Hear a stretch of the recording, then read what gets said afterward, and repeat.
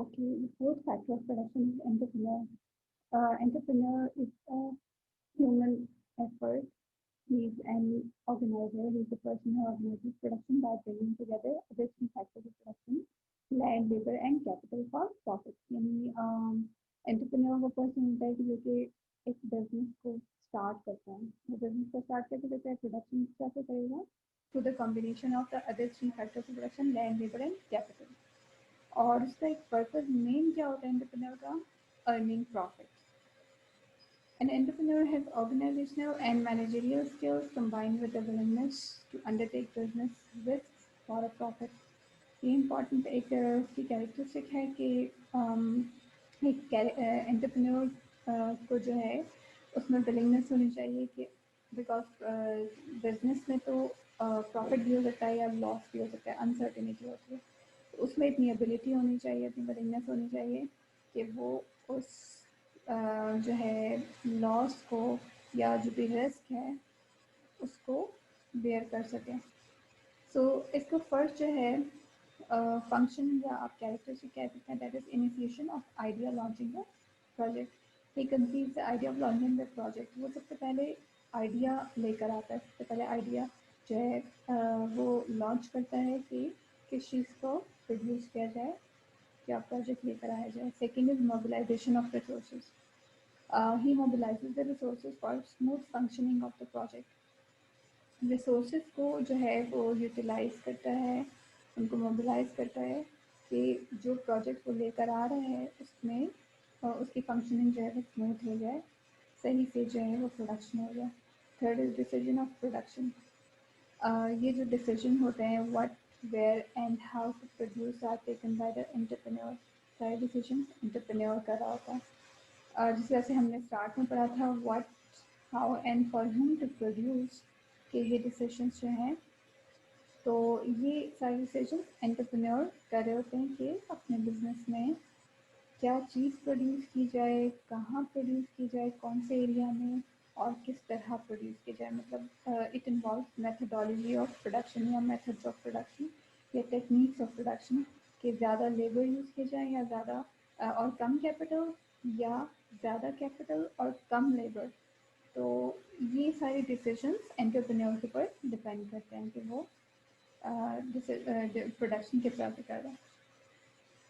इस तरह से इम्पॉर्टेंट एक और जो है वो कैरेक्टरिस्टिक एंटरप्रेन्योर की है, प्रॉफिट मोटिव.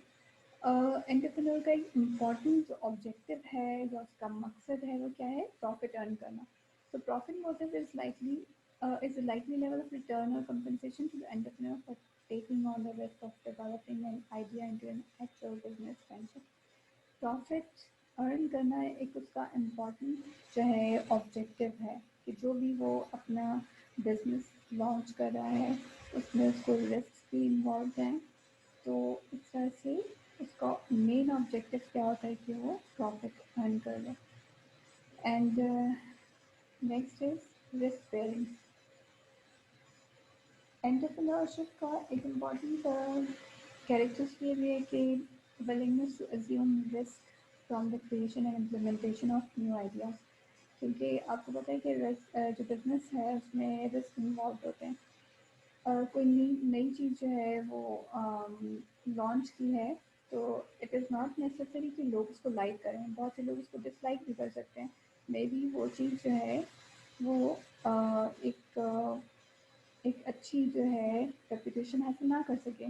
तो इसमें फिर रिस्क भी इन्वॉल्व होता है. मे बी वो उस चीज़ की प्रोडक्शन जो है इतनी ज़्यादा लोगों को जो है वो अच्छी ना लगे. So new ideas and their results में नॉट ऑलवेज भी पॉजिटिव. जरूरी नहीं कि हर नई चीज़ लोगों को पसंद आए. So if an entrepreneur does not have the willingness to assume risk, entrepreneurship would never succeed. तो एक अच्छे एंटरप्रेन्योर में ये क्वालिटी भी होनी चाहिए कि उसमें रिस्क फेस करने की भी एक एबिलिटी होनी चाहिए. अदरवाइज वो एंटरप्रेन्योरशिप सक्सेस नहीं ले सकेगी. बिकॉज अगर हम एग्जाम्पल लें जो सक्सेसफुल एंटरप्रेन्योर्स हैं from all over the world, तो उसमें आप देख सकते हैं कि माइक्रोसॉफ्ट के जो हैं entrepreneur Bill Gates, Gordon Moore, Intel, Steve Jobs, Apple Computers और अदर्स की भी एग्जाम्पल हम देख सकते हैं कि ये सारे जो एंटरप्रेन्योर्स हैं वो इस एंटरप्रेन्योरियल प्रोसेस से होके गुजरे हैं and they have taken risk as well. जो भी बिजनेस में उनका रिस्क था वो उसको भी फेस कर रहे थे. अब इसके कुछ ये जो 4 factors of production in economic resources हैं ये विदाउट एनी रिवॉर्ड या कंपनसेशन ये काम नहीं करते. तो इनके जो रिवॉर्ड्स हैं यानी पर जब लेबर अपना काम करेगा, लैंड यूज़ हो रही होगी किसी प्रोडक्टिव प्रोसेस में, इसी तरह से जो कैपिटल यूज़ हो रहा होगा या एंटरप्रेन्योर जो फंक्शनिंग कर रहा होगा वो कुछ ना कुछ रिवॉर्ड इनको मिलना चाहिए. तो इनके रिवॉर्ड जो हैं हम देख लेते हैं. Rent is for the use of land. Land अगर यूज़ हो रही होगी उसका जो रिवॉर्ड है that is called rent.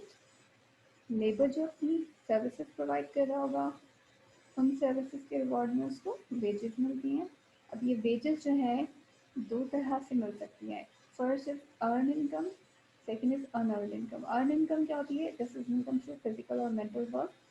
For example doctor, teacher, lawyer, labour working in a factory etcetera. चाहे ये फिजिकल या मेंटल वर्क हो, कोई भी लेबर प्रोवाइड कर रहा होगा तो वो उसका उससे जो उसको इनकम मिल रही होगी वो अर्न इनकम होगी. Secondly unearned income, income through property भी हम इसको कहते हैं. For example a person living in his house rents out his upper portion of the house. तो ये एक अनअर्न इनकम की एग्जाम्पल है कि मतलब वो अपने फिजिकल या मेंटल वर्क के थ्रू जो है इनकम अर्न नहीं कर रहा बल्कि अपनी प्रॉपर्टी के थ्रू अर्न कर रहा है. तो वेजेस जो है ये 2 वेज में अर्न हो रही होती हैं. कैपिटल के यूज़ के लिए जो रिवॉर्ड है दैट इज़ इंटरेस्ट. जो मैन मेड रिसोर्सेज है उनका जो कैपिटल जो है उनका रिवॉर्ड जो है इंटरेस्ट होता है और एंटरप्रेन्योर का जो रिवॉर्ड है वो प्रॉफिट है. So this is all about economic resources और factors of production. I hope you have understood the ideas. Thank you.